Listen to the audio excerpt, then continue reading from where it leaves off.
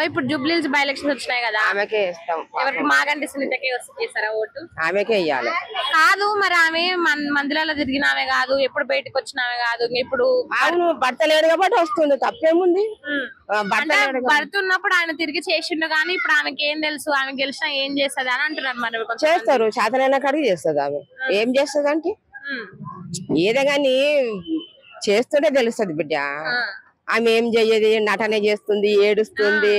ఆ తెల్ల మచ్చలు ఉన్నాడైతే మస్తు ఘోరంగా అన్నాడు, ప్రభాకర్ తొక్కలోడు అని అట్లా అనద్దు కదా.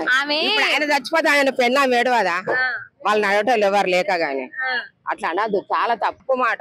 మహానటి అని మాట్లాడుతున్నారు మరి కాంగ్రెస్. అట్లా మాట్లాడితే ఆమె ఉసురు వాళ్ళకే తాకుతుంది, మంచిది కాదు, అట్లా మాట్లాడద్దు. ఇప్పుడు భర్త చచ్చిపోతే ఎవరైనా ఏడుస్తారు. ఇప్పుడు పెళ్ళం చేస్తే మొగాడు ఏడవాడా, ఏడుస్తాడు కదా, అయ్యో నా పెళ్ళాం పోయిందని. ఎవరైనా గంతే బిడ్డ, అట్లా మాట్లాడద్దు. వాళ్ళు కూడా అర్థం చేసుకొని మాట్లాడాలి. అసలు వేస్ట్ అమ్మా, కాంగ్రెస్ కేసిండ్రే వేస్ట్ చేసాను అంతే. ఈ ఊర్లో చేసిన కథ ఇదంతా. మాకు ఆ పింఛన్ పైసలు కూడా వేస్తాడు ముడకొట్టు. లేదు బిడ్డ, 2000 కూడా చక్కగా వేస్తలేడు. నాకు వస్తాయి పింఛని, కేసీఆర్ ఉన్నప్పటి నుంచి వస్తున్నాయి. కాకపోతే ఇప్పుడు 2 నెలలకు ఒకసారి ఆయనకి ఎప్పుడు ఇష్టం ఉండదు అప్పుడే వేస్తున్నా అంతే. అవే 2000. 4000 ఇస్తలేడు. 4000 4 పైసలు కూడా ఎక్కిస్తలేరు.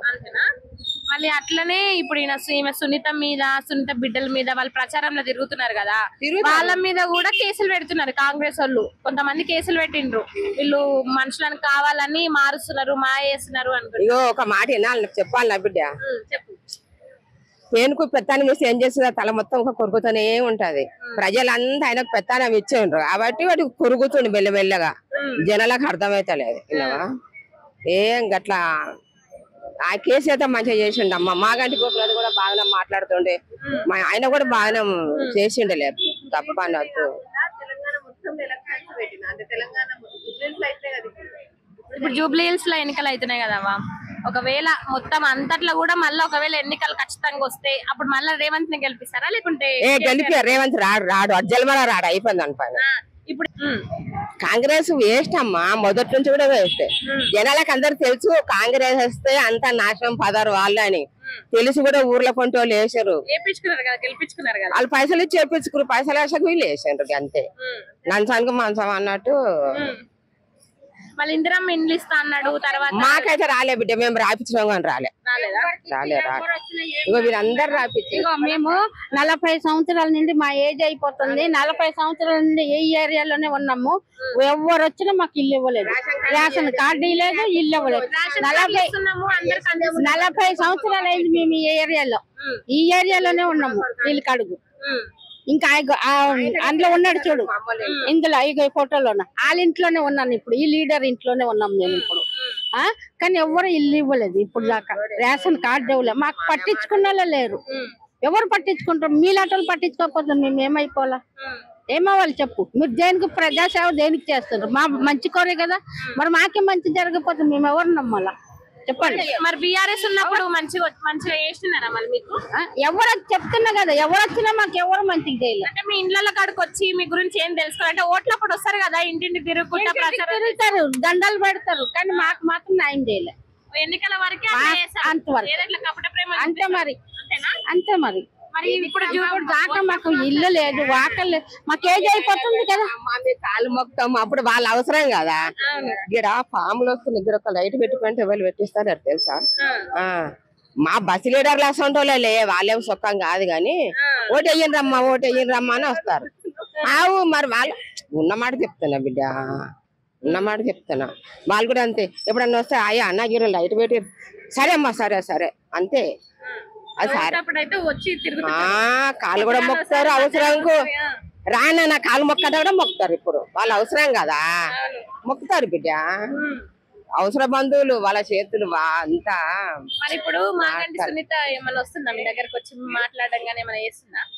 మొన్న వచ్చింది కదమ్మా, వచ్చింది బిడ్డ. అమ్మ అట్లా అన్నద్దు బిడ్డ, పెడితే వాళ్ళకి మంచిది కాదు. పెట్టండి ఇప్పుడు ఓట్లు వస్తే గెలిచినాక వాళ్ళ సంగతి తెలుస్తుంది. అట్లా ఏ మాగంటి గోపినాథ్ కేసీఆర్కి వెయ్యాలి బిడ్డ, న్యాయమైతే ఆయనకే వెయ్యాలి. ఆయన మంచిగా చేశాడు, ఏ పెద్ద వేస్ట్ కాడు. ఈ రేవంత్ రెడ్డి ఏం మాట్లాడతాడో ఏం చెప్తాడో ఆయనకే అర్థం అవుతుంది. పక్కనోనికి ఎవరికి అర్థం కాదు. ఇప్పుడు వాళ్ళకి పంచాయతీలు అవుతున్నాయి కదా, అనుకుంటారు 4 రోజులు అయితే అనుకుంటారు. ఇలా మీరు వాళ్ళ మీద వీళ్ళు చెప్పుకుంటూనే ఉన్నారు కదా, గట్లే ఉంటారు. లాస్ట్ కోసం అనుకుంటారు. వీళ్ళు వాళ్ళే మంచిగా లేరు, ఇంకా రాష్ట్రాన్ని ఏం పాలిస్తారు, రాష్ట్రానికి ఏం అభివృద్ధి చేస్తారు, ఏం చెయ్యారు. అది మాటల వరకే. పింఛన్ ఇస్తాం 50 సంవత్సరాలు పింఛన్ ఇస్తాను అప్పుడు మాట్లాడి, ఇంకా గెలిచినాక ఏది లేదు, ఏ సపరేట్ కలిపి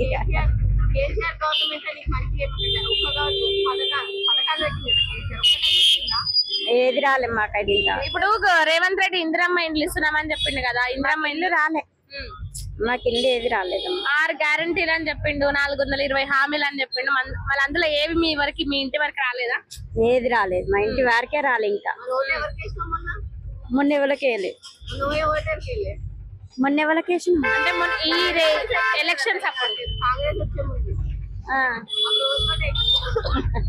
ఎవరికైనా ఇష్టమైన వాళ్ళకి వేసినాయి. మరి ఇప్పుడు ఈ జూబ్లీహిల్స్ బై ఎలక్షన్స్ లో ఎవరికి ఓటు వేద్దాం అనుకుంటున్నాం? ఎవరికైనా ఇస్తాం.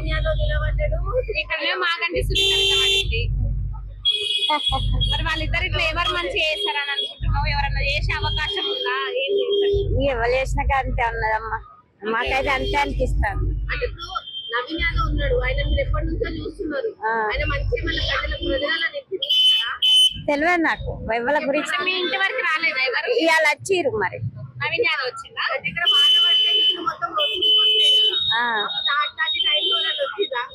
ఎవరు రాలే, అప్పుడు ఎవరు రాలేదు, వీడికైతే ఎవరు రాలేదు, ఎవరు రాలే ఇక్కడికైతే. జూబ్లీహిల్స్ బై ఎలక్షన్స్ వస్తున్నాయి కదా ఆంటీ, అవును బేటా. మీరు ఎవరికి సపోర్ట్ చేయాలనుకుంటున్నారు? ఎవరికి సపోర్ట్ చేయాలంటే మాగంటి గోపీనాథ్ కూడా బాగానే చేసిండు. ఇప్పుడు కాంగ్రెస్ వస్తుంది, అదే చూస్తున్నాం ఎవరికి వేయాలని, ఇంకా ఆలోచనలోనే ఉన్నాం మేము కూడా. అంటే 15 సంవత్సరాలు వరుసగా ఎవరు మాగంటి గోపీనాథ్ చేసిండు, చాలా బాగా చేసిండు. మరి ఆయన చనిపోయింది, వాళ్ళ భార్యకి టికెట్ ఇచ్చారు, మళ్ళీ వారి భార్య గెలిస్తే మంచిగా చేస్తానే నమ్మకం ఉందా? ఉన్నది బేట. ఇప్పటికే మోసపోయింది జనాలంతా నమ్ముకొని, కానీ ఇప్పుడు మాత్రం ఖచ్చితంగా అసలు ఇంక 2 సంవత్సరాలు ఎప్పుడు అయిపోదని ఎదురు చూస్తున్నారు ప్రజలు. అంటే వాళ్ళు వచ్చేసారి కాంగ్రెస్ అస్సలు వేయరు, ఇప్పటికే నమ్మేసినాం ఓట్లు, ఇంకేస్తాం. కాంగ్రెస్ నమ్మి మోసపోయాడు అంతే కదా. ఇప్పుడు అది చేస్తా అన్నాడు, ఇది చేస్తా అన్నాడు, ఏం చేసింది లేదు ఇంతవరకు కూడా. ఇంకా చేస్తారు ఇక, అప్పుడే నమ్మి మోసపోయింది, ఇంకా నమ్ముతారా జనాలు?